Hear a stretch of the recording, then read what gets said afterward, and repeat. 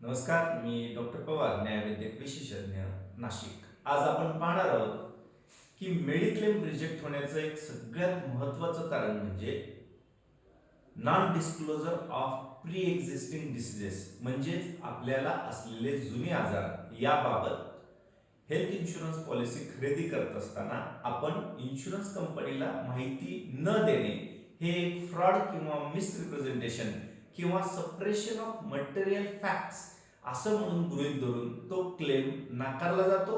Even ती policy cancel देखील केली जाऊ शकते.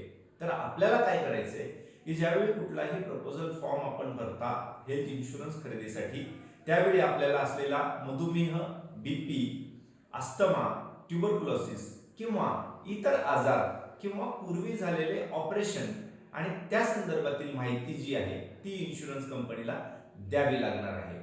अशी माहिती दिल्याने आपल्यावरती अशा पद्धतीचा सप्रेशन ऑफ मटेरियल फॅक्ट्स किंवा non disclosure of pre existing illnesses या एक्सक्लुजन क्लॉजचा वापर इन्शुरन्स कंपनीला करता येणार नाही.